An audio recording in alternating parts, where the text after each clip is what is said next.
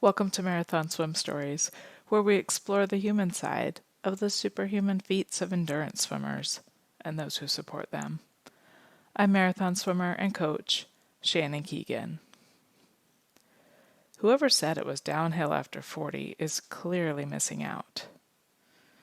Pat Gallant-Charette discovered a love of the open water and a gift for endurance midlife, and she's determined to make each moment count. Somewhere between taking care of her grandkids, tapping her maple trees, canning Boston baked beans made from scratch, and general Maine homesteading, Pat still finds time to train 6 days a week. Newly 70, Pat assures us that she has a long bucket list of swims yet to complete. And after another tide turn just shy of reaching the opposite shore, denying her from completing her 7th ocean, she's incorporated speed work into her training. Watch out, world. I hope you enjoy this episode. Okay, Pat. Okay. What's your story? Oh, what's my story? Yeah. Well, I started late in life with open water swimming. I had a fear of swimming in the ocean, and that was all attributed when I was a young teenager. I went clam digging off the coast of Maine, and we got caught on a sandbar, and we had to swim for it. And I was only like 13, but one of my brothers screamed shark, and I totally panicked, and I thought I was going to drown. Yeah. And for years and years and years, I only went up to my waist, even though I know sharks can come in. But at that time, it was like I wasn't going to go any deeper.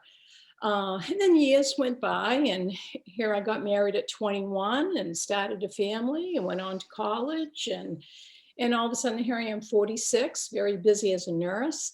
And then we had a tragedy that happened in our family. My youngest brother, Robbie, at the age of 34, died suddenly of a heart attack. And So Robbie, when he was a teenager, he was diagnosed with extremely high cholesterol levels. And we knew that one time he would have an issue, but we thought it would be when he was an old man. We never thought that at the age of 34, and he was very active. But back then, and don't forget, this is 24 years ago. And he died right before Christmas.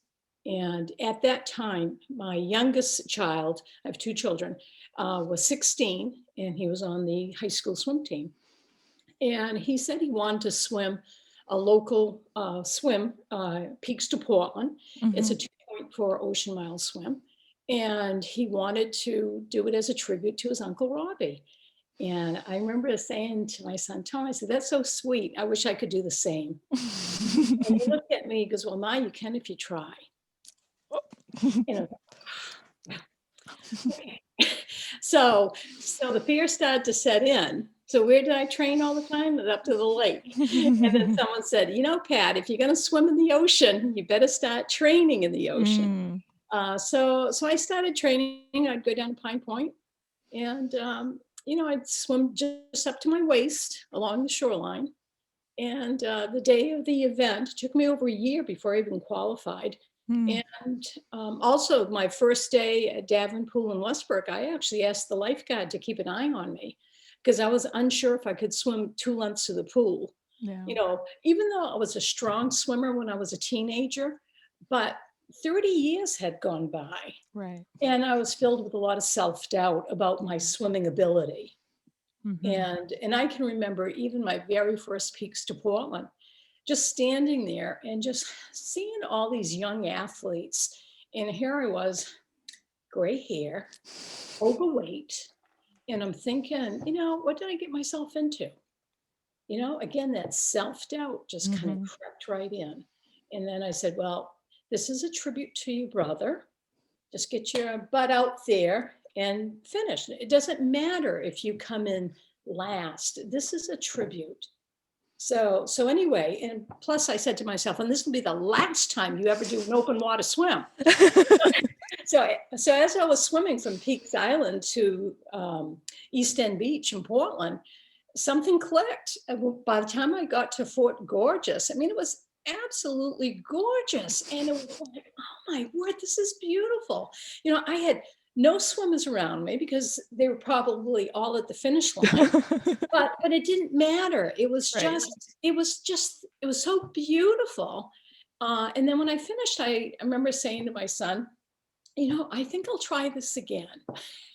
And it really wasn't until probably 3 or 4 years later that I recognized in my early 50s that my endurance was picking up, which I Mm. was really surprised because as a nurse, I just didn't think that my endurance would substantially improve. To go from, feeling like I won an Olympic medal the first time I swam 30 minutes nonstop. I mean, I got out of that pool thinking, oh my God, I just did 30 minutes, Right. to all of a sudden feeling as though I could swim a hell of a lot longer than 30 minutes. And Mm. so I started tapping into that. And then it just kind of snowballed. I found I could do 2 hours and I wasn't tired. So I Oh, said, well, I'll train, then I'm going to do a 3 hour swim. Then just slowly improved. I didn't just go out one day and do 3 hours. right. I just, as each week went by, I just added a little bit. And then all of a sudden, I could do these long distances. And, Hmm. uh, and I can remember swimming across Sebago Lake. It was the area that I was swimming was about a 6 mile swim. And when I finished it, I wasn't tired. And I remember turning to my husband and I said, I know I can go much further than this. And he looked at me, he goes, why don't you try the English Channel? And it was Uh-oh. like, well, okay. But don't forget, many years ago, when I first started, I didn't know of any marathon swimmers, none. I didn't Right. know anyone from Maine. Open water swimming 24 years ago. It was just these little local events, Hmm. but I didn't know of any great distance swimmers. So a lot of it was all self-taught. I made Hmm. a ton of mistakes. But anyway, I just caught the fever and I haven't looked back.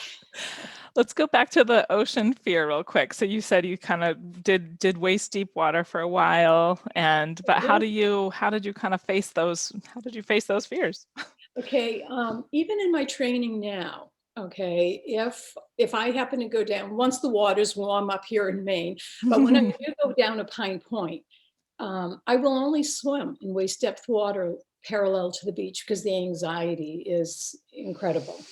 Um, but on the day of the event, whether it's swimming from Molokai Island to Oahu or swimming Cook Strait in New Zealand, I put those fears all on the back burner. It's like, I have boat pilots, I have a crew.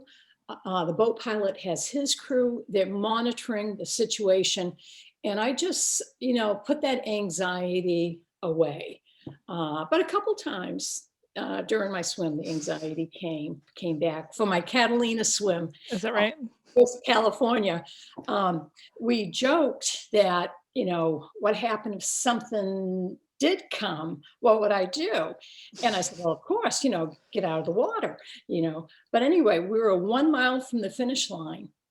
And all of a sudden, I had something that was bigger than me go right underneath me, and I could touch it if I wanted to. Oh boy.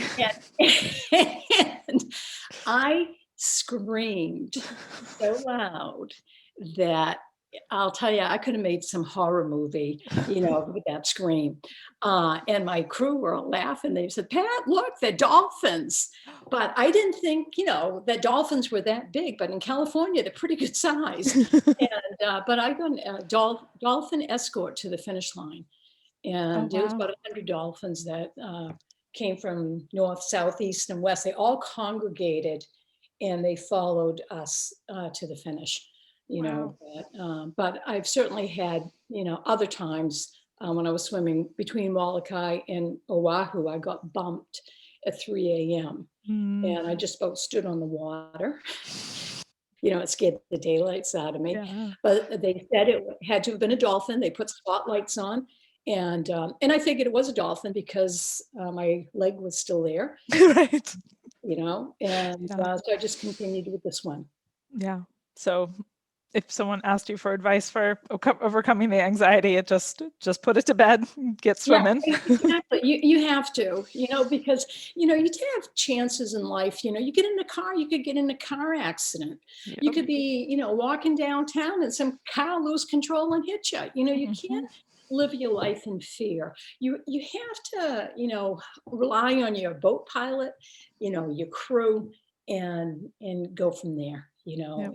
And just, you know, not to miss an opportunity, because I mean, I look at life now. I mean, I'm 70, and if I would have done, let's say, 24 years ago, that I was going to just do the Peaks to Portland just that one time and call it quits, I mean, I would have missed out on a tremendous amount of, the amount of people that I've met worldwide, all the swimmers, coaches, Right. pilots.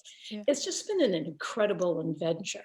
And I'm Mhm. so glad that I took that chance and I put those fears aside. And, so This probably could be said about pretty much any fear, right? If you put that fear aside and just see yeah, what opens up on the other side of that fear yeah, door.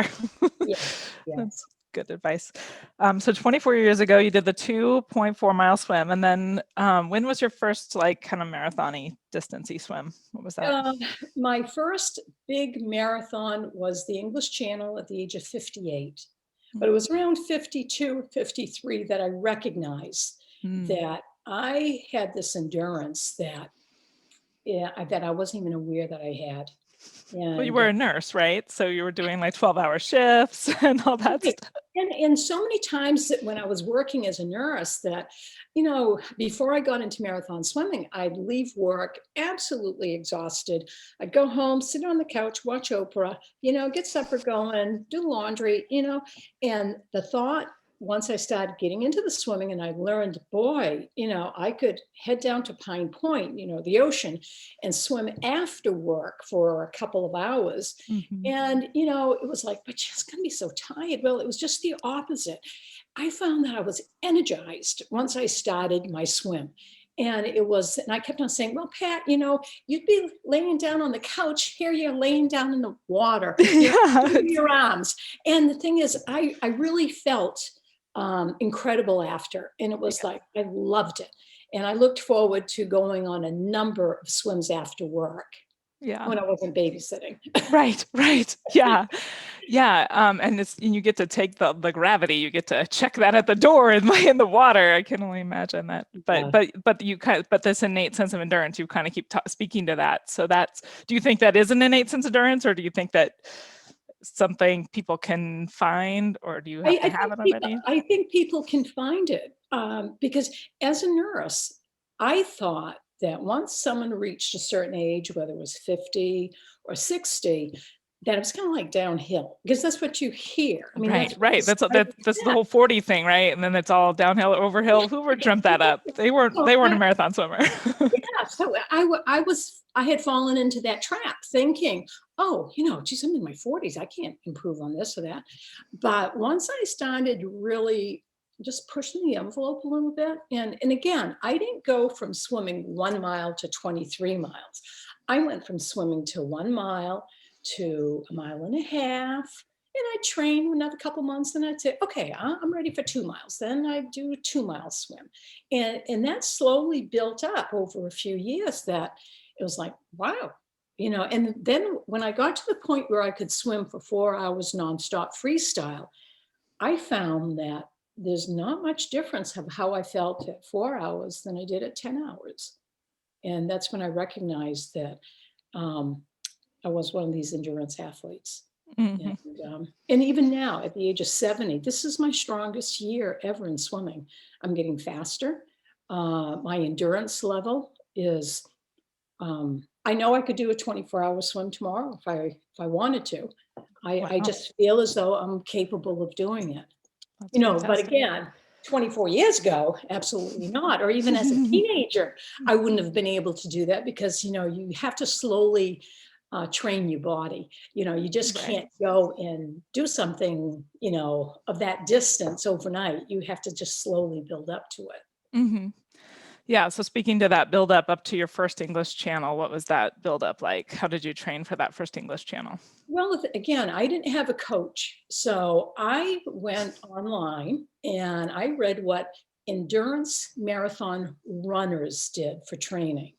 Mhm. And I said, well, I'm going to incorporate what they do, but I'm going to swim instead. And a number of these and ultra endurance runners, they wouldn't run 25 miles every single day. They would have one very long run, like every other week, and the other Mhm. days were like 4 or 5 mile runs. So I said, oh, I'll do that with my swimming. So I'd have an hour or two that I'd swim in a day, and then once every 2 weeks, I would do like a 4 hour swim. Then 2 weeks later, I would do a 6 hour swim in one day.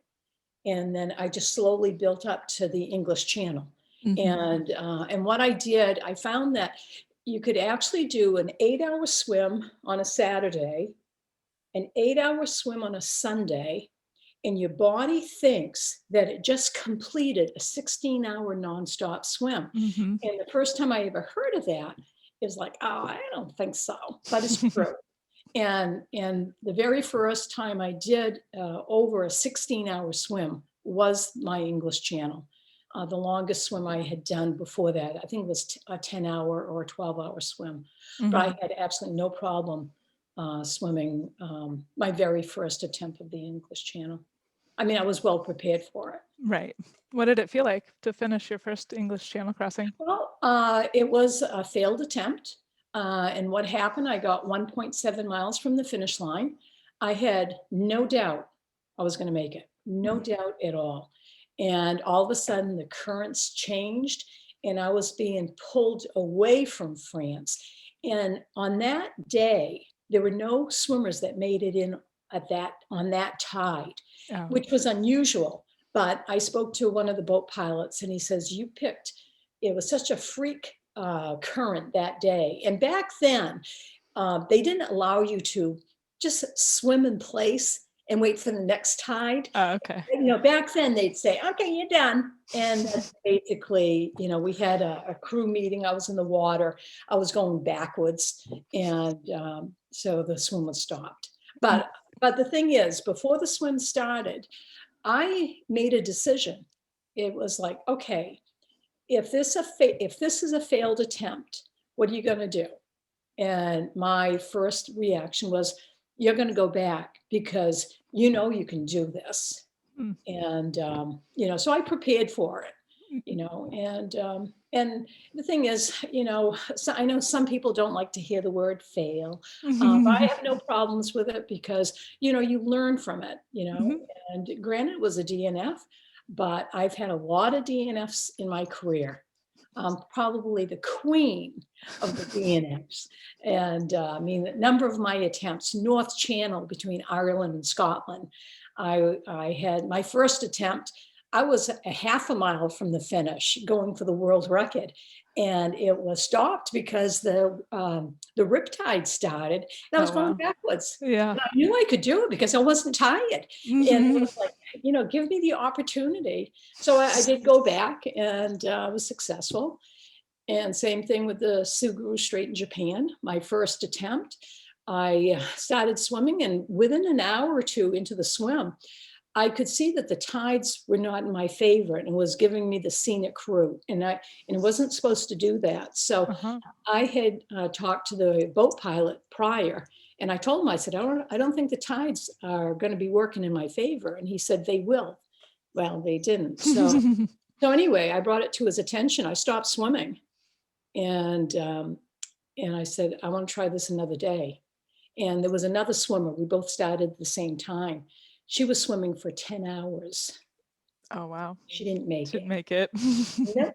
But we both started 2 days later, and we were both successful. So, What do you think was your biggest learning from one of your unfinished attempts? uh, that it's okay not to finish, Mhm. and you just have to kind of brush yourself off and get right back out there and do it. Because if you've trained and you can do it, then Mother Nature will win every time. You just have to have that attitude that you have to respect Mother Nature. And if she says, it's not your day, Right. then it's not your day. You just have to go back and try again. Hmm. And, Yep. so such is life. What swim are you the most proud of? Probably the English Channel, because in 2017 I got the world record for the oldest woman, and for family, friends, that the English Channel is probably the most prestigious of all Right. the marathon swims. But putting that one aside, I would probably say the North Channel, between Ireland and Scotland, just because I had a few swimmers kind of roll their eyes when I Oh, told them I really? was gonna, attempt the North Channel. Like, geez, overweight grandmother, and it was like, well, I'll show you. Exactly. But I would say the North Channel. And that was a tough swim just because of all the jellyfish, the lion's mane. I got stung every inch of my body. But I was determined. And because I knew that I trained, and I'm a very slow swimmer. I'm not fast at all. And John can, attest to that. But the thing is, I do have the endurance, and I'll get there when I get there. And this Mhm. time for the North Channel, the tides, I made it in, I'd say within 10 minutes before the rip tides started. Oh, wow. If I would have been 10 minutes slower, the swim would not have been successful. Wow. Yeah. Yeah. No. So, Tell me about finishing Lake Memphremagog with one arm. oh, well, again, I didn't have a coach. Okay. Okay, there's a theme here. Yeah, I had someone look at my swim technique, and I made a mistake that I put in a new strategy, okay, for my freestyle. That what was happening for years, whenever I took a stroke, I didn't reach out, okay? I would just Mhm. put my arm and then pull. And I found out that, oh no, you're supposed to, kind of reach out. Mhm. So that day, just learned how to do it. Didn't think that swimming 20 some odd miles doing that would cause spasms along my rib cage, Oh, wow. and I wouldn't be able to use my arm.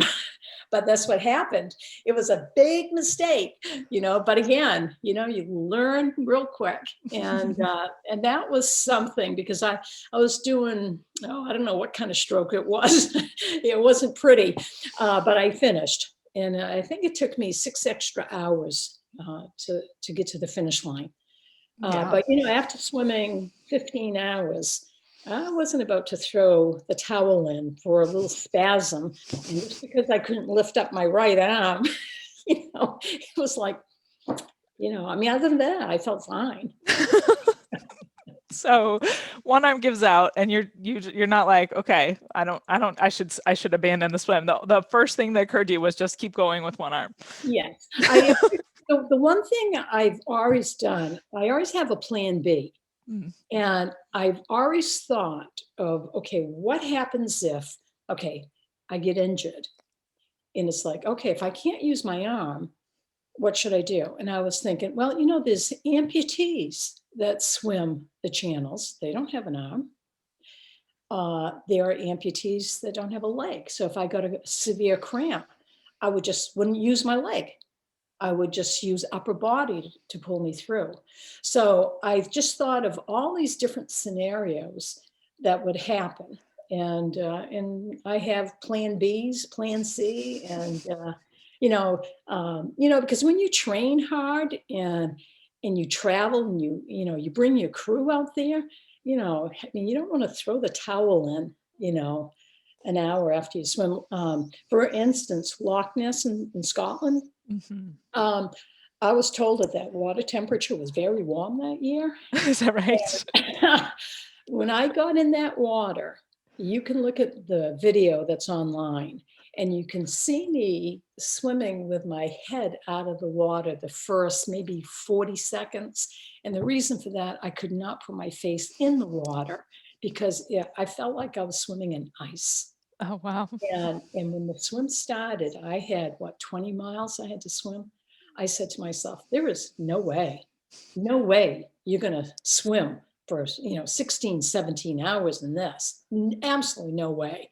And then I was thinking, well, there's no way you're going to quit after getting 3 crew members and paying, for a condo, paying for all this expense of quitting an hour into the swim. So I continued, and I just happened to be lucky to have a very strong tailwind Mm, that pushed me to the finish. And I was able to do it in 13 hours, but I froze the whole way. wow. But again, just stubborn. When you train hard and you pay all that money, and it's like, suck it up. Stubbornness. It's a good quality. Exactly. Yeah. So what was there, so it was really cold, hard to put your face in, but I mean, kind of the ongoing cold, like how did you kind of fight through that throughout the whole I thing? I really didn't. It was hard the whole way. The Okay. whole way. It was even for the English Channel in 2017. I ended up going in June, and I knew it was going to be a little bit colder, but I didn't expect it to be that cold. And my first 2 steps into the water off of Shakespeare's Beach, it was like, oh, this is going to be a long day. And I kept on saying, well, when that sun comes up, it's going to warm up that water. Wrong. You know? And then when those oil tankers went by, that water beneath brought up all that Oh, cold. I mean, it felt like it was in the 40s. It wasn't, but that's what it felt like. It was probably, I don't know, I can't remember now, but it felt low 50s, and I was expecting high 50s. Uh, hmm. but but as a marathon swimmer, you know that there's a finish line, and you know that, hey, you've done this before. You can swim 16, 17, 18 hours, feel miserable for the 18 hours, but once you reach the finish line, you'll be glad you stuck it out. Yeah. Tell me what it feels like when you finish that, get to that finish line. It's a great feeling, but there's no celebration. It's like I thought I'd be, jumping up on. No, none of that. It's like, okay, it's done. Time to warm up, get bundled up, and we wait to celebrate the day after. With crew, But my crew members have been fantastic. Like for the North Channel, I did have some hypothermia, and when I was successful, I mean, I was, I was just so excited. But they wrapped me right up, and it was like it's no time to celebrate. It was just warmed me up. So Yeah. What do you prefer, fresh water or salt water? I prefer the fresh water, just because of the anxiety. Mm, reduced But anxiety. it's not going to stop me. I have a swim in September. I'll be swimming out in California, Anacapa Island to the Mm, mainland, mhm. and that's 11 miles. And again, I'll just put the fear, of the sharks, on the back burner. Um, you know, and then hopefully the pandemic will be over soon, and I'll, because I have a very long bucket list of swims.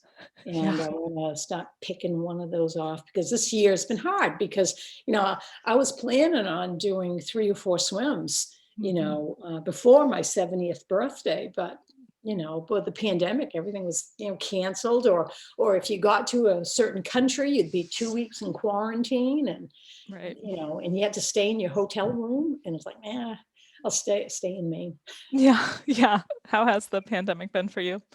It's been a challenge, because my daughter is a full-time nurse, and I, care for my grandchildren. She's a kidney dialysis nurse, and she also cares for COVID positive patients. Oh, wow. And so, there's a concern about, her health, and also bringing it, anything home for the Yeah, grandkids. She's a single mom, and, but so far, we've all been healthy. that's good. But I'm one that I certainly keep myself busy, and I'm not one to sit around. And during the time that the pandemic was closed, closed the pools and everything was shut right down, I found other things interest me. I was tapping my maple trees. I do a lot of pressure canning. preserving, dehydrating food. I started a garden, That's which, great. I never had a garden, before. And I said, well, I guess I'll start a garden. And the thing is, we grew like 20 some odd different types of vegetables and fruit. And Wow. I made lots of jams and jellies and, preserve. So anyway, I'm very busy. Yeah, yeah, keep yourself busy for sure. That's Yeah. great. How has your training evolved over the years? Uh, well, I'll tell you, in my early years, I really put the time in. And I slowly built up to the point where I could swim for several hours.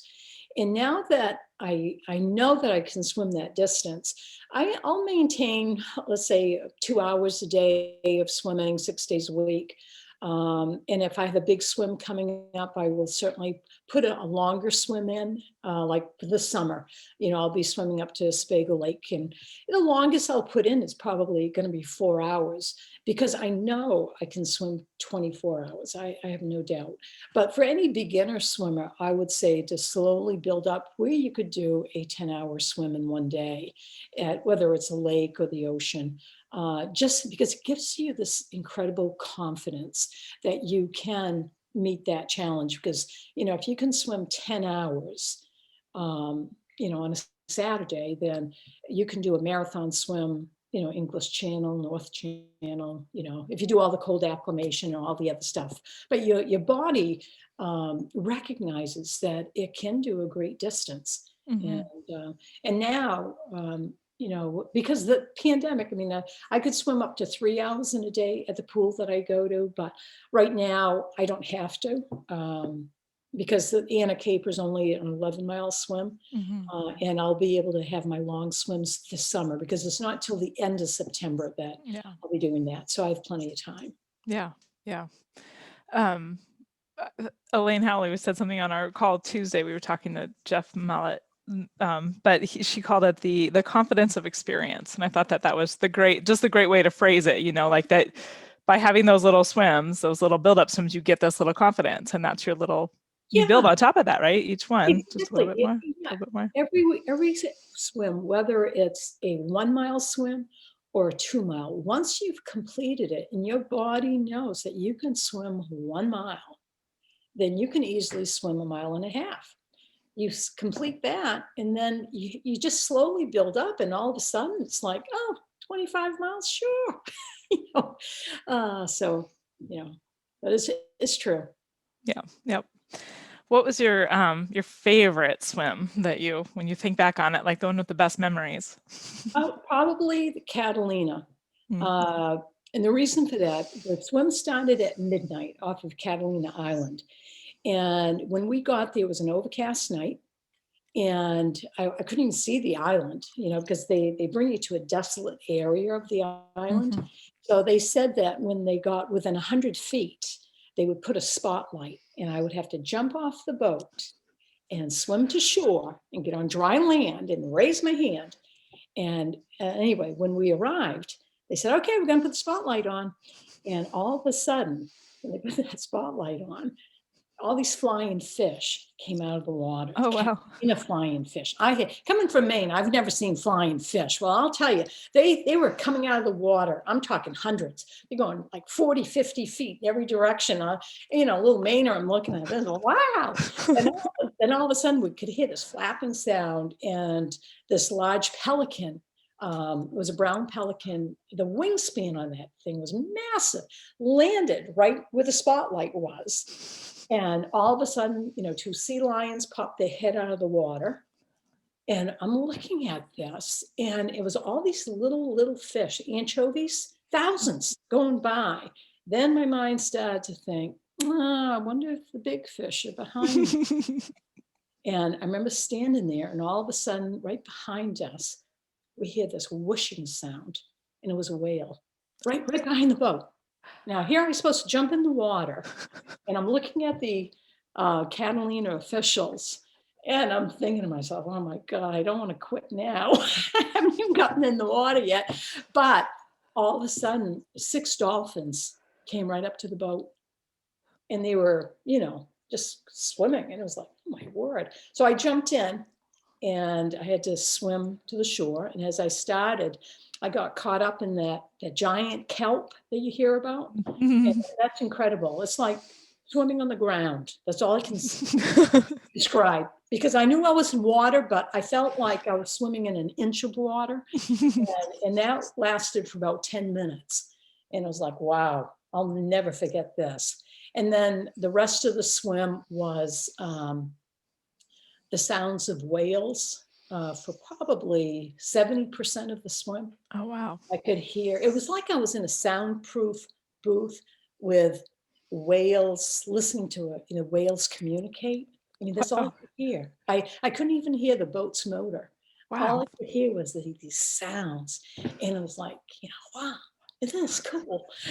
you know, so so then all of a sudden it was sunrise and I could see the coast of California. And then I got the scare of my life, 1 mile out. But then to find out there were dolphins, and it was just incredible to have about 100 dolphins surround me in the boat, Yeah, and we went right to the finish line. And that's great. so I would say that was probably the most incredible swim, of my career. You know, Yeah. no, it's not so much the distance, but it was the experience. Yeah. You know, and Did you have the bioluminescence oh thing? yes, yeah. Oh, So that's cool. all, Yeah. yeah, yeah, it was wonderful. But one of the hardest swims of my career, and I was shocked with this one, was Lake Ontario. Tell us. Oh, I'll tell you that swim. We started at the mouth of the Niagara, and they said that there were lampreys in the area. And I'm thinking, oh, lampreys, they're like little eels. And so anyway, I went online, researched it, and I heard that years ago there was this one swimmer that a lamprey attached to the swim, and he had to pull it off. And I'm thinking, oh my word. So anyway, I started swimming, and the next thing I know, I wasn't in that water 5 minutes, and it felt like snakes going around my ankles. And I was Gosh. what I was like, what's this? And John Gale can attest to this. I'm not a kicker, but my crew were shocked to see me kick. I was kicking up a storm, and they had no idea that it was like, oh my God. Because I didn't want them attaching. But when I did my research, I heard that Lake Ontario have these upwellings. Mm. And upwellings, you could be swimming in water temperature that is like 70 degrees. And with one stroke, go from like a 70-degree feeling to 40. Wow. That's crazy. And when I started my swim at the mouth of Niagara, water temperature was mid 60s. And I'm thinking, oh, this is bath water. This is going to be a wonderful swim.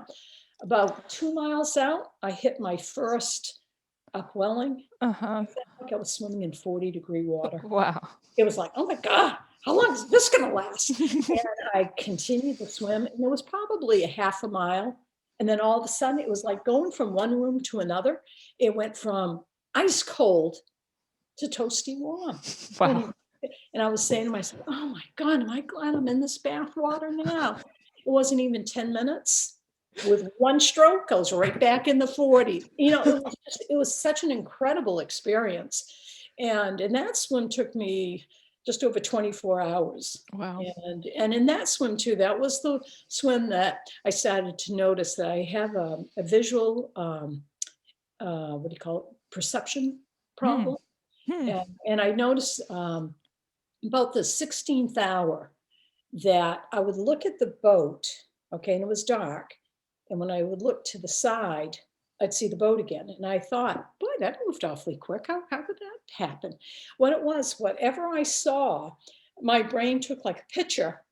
And it was like I would turn and I'd see the identical thing that I just saw there. Oh, It's a very, interesting. very, very interesting, because at the finish line, they said, head for the tower. And I looked at the tower, I could see it, but when I turned my head this way, I saw another tower. And I said, well, Oh, which one?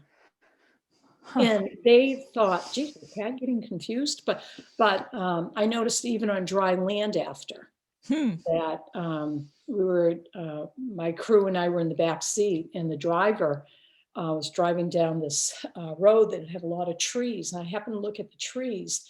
And when I turned my head, it was like having a negative, film negative of the trees I just saw, but they were in the middle of the road. And I knew Wow. it was false, Mm-hmm. but it was a visual perception. Huh. And one of my grandchildren, he said that it was a visual perception disorder. Hmm. And it says it'll clear within a couple of hours, which it did. But I Was went it to, from swimming, like for so long, or yeah, he okay? said that is from looking at darkness, Oh, and then you look at print, huh. then you look at darkness, print, darkness. He says you do that several hours, and your Like brain is 24. used to looking at this, and when you go into darkness, you bring that print right with Wait, you. And where? that's exactly what happened. And it cleared, and I Hmm. haven't had a problem since. Wow. But a couple of swims that were close to 20 hours, I noticed. So now for any future swims, they can't give me visual because I might see triplicate. Mm, So if they want me to go to the right, they have to say, Pat, you need to go about 10 feet to the right or interesting. 10 feet to the left, um, because they can't say aim for, the tower, Wow. because what will happen, I'll see multiple towers. Crazy. Yeah. That's crazy. Um, so what has been your longest swim to date? You said Lake Ontario was 24 hours. What's been your longest swim to date? Oh, I'm muted the wrong person. Hold on, Pat. Where'd you go? Sorry.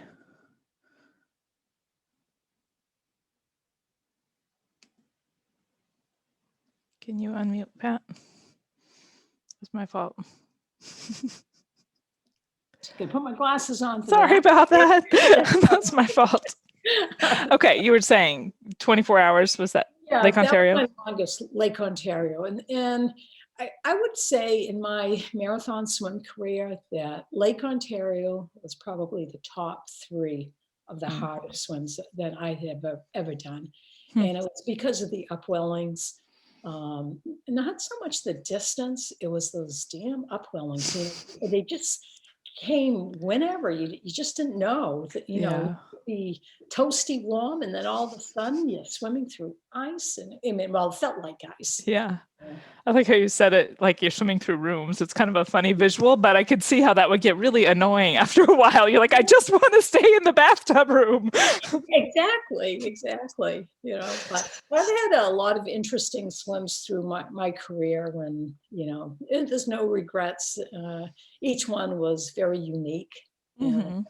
even my Cook Strait, New Zealand swim, that was to be so close to the finish line, but it wasn't meant to be. Yep. And but the thing is, my strategy years back was just to build on the endurance. I never worked on speed, which was Mm-hmm. a mistake. But at the age of 70, it was like, you should have been working on speed years back. But again, I didn't have a coach. Yeah. And that was the biggest mistake that I ever did. I should have been incorporating not only endurance, but also picking up the pace, and Mm. picking up the pace for, as long as I can, and then cut it back. So my training now is a lot of speed work. Mm-hmm. And I'm faster now than I've ever been in my career. And again, that surprises me, being 70. But again, you got to just keep your mind open to those possibilities. Yeah. And the thing is, you won't know unless you try. And I certainly tried working on speed, and it is working for me. Yeah. And so, That's exciting. You must be excited about Anacapa. yes, I am. Yeah, Yeah. yeah, I'm It's, looking forward to that. yeah. What have you learned about yourself over your marathon swimming career? I've learned that I'm one determined lady. I'll say. I'm not about to throw the towel in. And my swims, okay, I never once say I want to quit. Um, there was only one swim that I thought about it. It was Molokai, Really? because I got stung in the mouth with a jellyfish, and those jellyfish out there are worse than the ones off of Ireland. And I got bumped, and it was like, oh, is this worth it? Yeah. And it was like, well, Pat, you could be shopping in Oahu right now. And then it was like, wait till sunrise, because once the sunrise, there's a just total mental change in a swimmer, Yeah, that's and true. that's what happened. I waited till sunrise. But I mean, but I did come close. But all my other swims, they were stopped because of Mother Nature.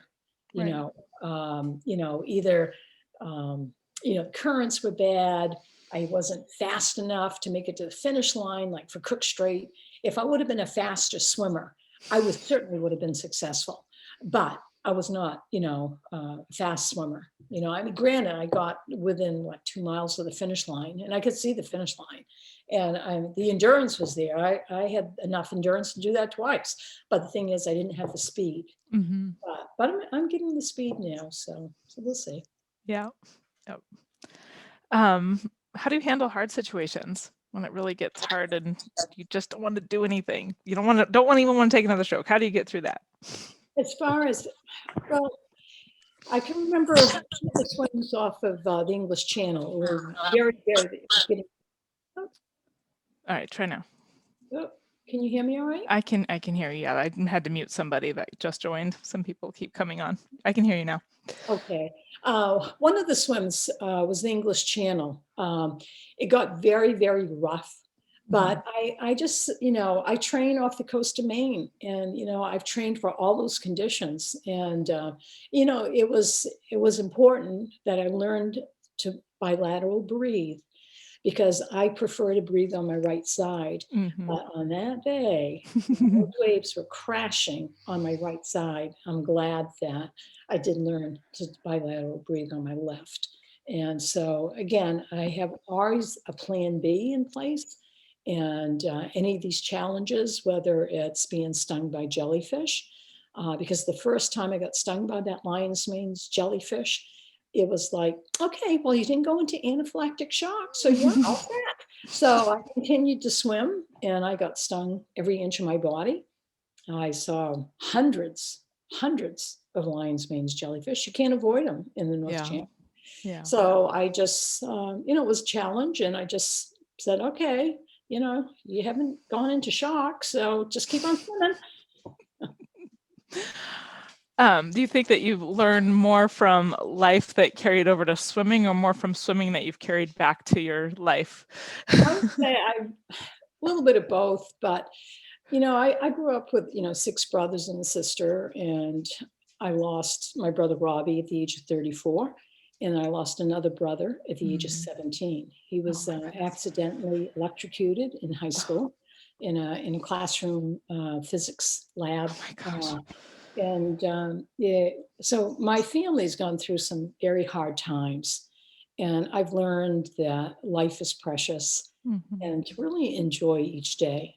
And I've been fortunate that I have my health, and I just keep myself busy, and I look at that what my family had been through, that facing a pandemic, it's like, just go with the flow. Can't swim for 4 or 5 months. All the pools closed. Find something else. Do your cross training. Yeah. That's what I did. I changed the attitude and looked at it like, things could be a lot worse. You could be sick right now, which Yeah. I was not.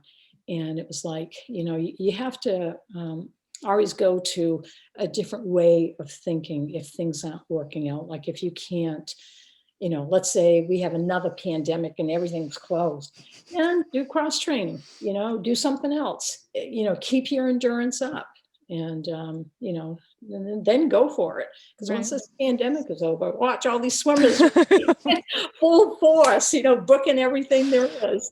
Yeah, that's true. Yeah, I like to talk about it with clients and things. It's like you got to get perspective. It's like getting a different vantage point, and then you can see the situation, and then you're like, okay, Yeah, just yeah, yeah, and that's what you have to do. You just can't, sit back and say, well, I can't go to the pool today, so I'm going to sit and watch TV and eat chips all day. You can't do that. If you can't get to the pool, then you got to do something. Like when I was working as a nurse, and then 15 minutes after I got out of work, I had my young grandchildren, and they were, ages like 5. 3 and 1 years old. What I did, I put them all in this 3 carriage and I'd take them for a walk. Yep. And it's like we'd go out for a walk for an hour, but that was my exercise. Yeah. Or I'd bring them when they got a little bit older down to the park. And I got my exercise at the park, you know. So I mean, and even in the wintertime, I would take the kids sledding or tobogganing. Just if I couldn't get to the pool, that's what I did. Mhm. I'd find another way to build my endurance and try to stay active. Because I really think, for me being the age of 70, I can see that this activity has helped me tremendously. I mean, I see some people that are much younger than me, and it's like they look like they're 100, because they're not active. Right. They're walking very slow and but I think staying active the older you get, it has a lot of health benefits. Mhm. Are your grandkids swimmers? No, Nope. no. They They love like the the water. water. They love the water, but they have no intention of getting on any competitive swim team or anything of that nature. They're just enjoying, everything. Kids, Yeah, hopefully. yeah, yeah. And I'm certainly not going to push them in that direction, but Yeah. they've learned, they've heard all of these adventures that I've been on, and I think one of the cutest what swims that I had, I was swimming Lake Windermere in England. Mhm. I had these swans come up to me. Oh, And to have swans, I mean, I had to avoid them because they were just, big white swans, you wow. know. Yeah, they were curious. I mean, one of them, I could have touched them, Wow. and my brother got a picture of the swans. And so the kids, have enjoyed hearing all these, you know, stories of Meme. Uh, Yeah, that's awesome. I yeah, think it's, yeah, and when I ask the question about them swimming, I think, they have their whole lives ahead of them to discover swimming, and people can start swimming whenever they want, so we don't have to push them exactly. into competitive Yeah, whatever. they can do whatever they want, Yeah. What motivates you to keep going? I enjoy this. I really do. I Mhm. I love swimming. I love the training. Even though on some days, when I get to the pool, it'd be like, maybe I should have stayed home. But once I get in the water, it feels great and no regrets after. But there's just so much fun to the sport. You meet a lot of people, and Mhm. um, I don't know. It's just something about being in that open water and the tranquility of it. Because I don't Mhm. have the pressure of that. Oh, I have to, get to the finish line in such amount of time. Mhm. Except for the Cook Street. Right. Yeah. But all my other swims, it's like, oh, I'll just take my time, and it's just so tranquil. I mean, I just love it, and I don't see myself ever retiring from this sport. Mhm. And I just hope to stay healthy, and I'll continue with it as long as I possibly can. Yeah, that's awesome. Thank you very much for sharing your story with us today. Thank you for inviting me, Shannon. I hope you enjoyed today's interview. Do you want to take Marathon Swim Stories with you? Subscribe on your favorite podcast provider. Want to connect with like-minded limit pushers? Join us for Marathon Swim Stories live on Tuesdays at 5:30 a.m. Pacific, 8:30 Eastern, 13:30 GMT. Thanks for watching.